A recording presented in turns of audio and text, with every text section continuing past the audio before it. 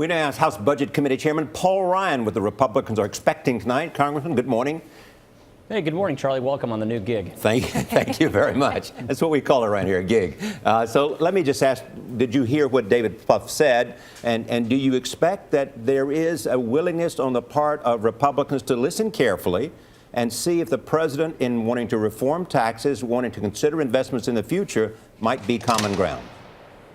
Well, I heard what he said, and it sounds like we're going to get more of the same, Charlie. I think Norah O'Donnell pretty much pegged it. It's going to be a very political speech.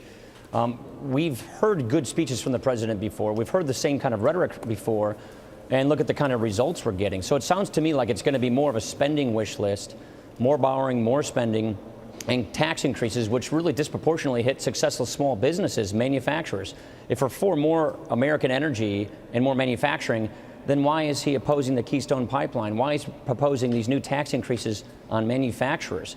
So again, the rhetoric just doesn't quite meet the substance, and that's our concern. I don't think the president can run on his record. It's not good. He's not going to change his tune or his ideology. He's clearly dug in on that.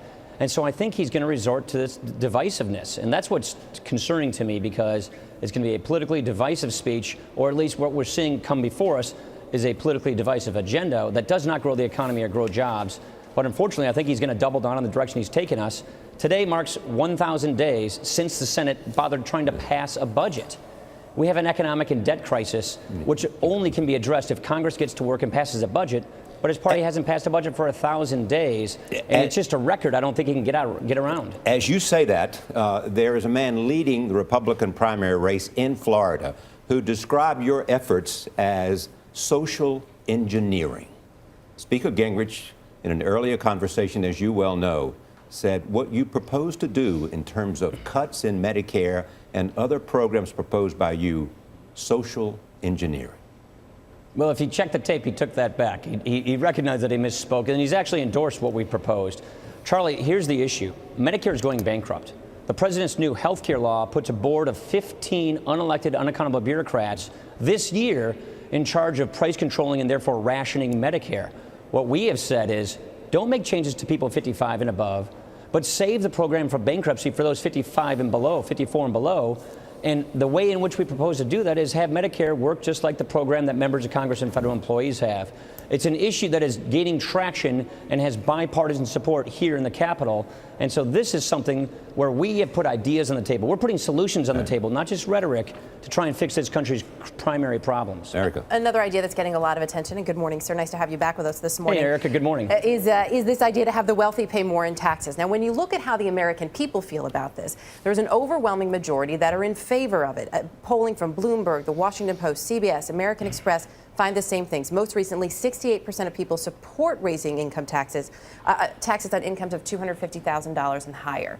Is that something that you could perhaps at least have a conversation about?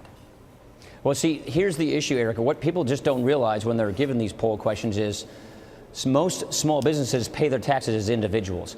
8 out of 10 American businesses file as individuals, 9 out of 10 from Wisconsin. And so what that ends up doing is it raises tax rates on successful small businesses. They could go as high as 45% in a year from now. And the problem, Erica, is these tax increases that the president's talking about, the money doesn't go to reduce the deficit. It only covers 8% of the president's proposed spending spree. The other 92% of the president's spending is on borrowed money. So we're not even talking about closing a fiscal gap. We're talking about taxing and spending and taxing successful small businesses more. I have a better idea, Erica, which would be far better for our budget. Yeah. Instead of taking more from successful small businesses, why don't we just stop subsidizing wealthy people less?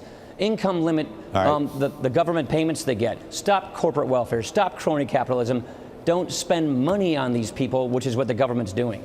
Congressman Ryan, it's always good to see you. Thank you very much for joining us. Thank you, Charlie. Good to see you too, Erica.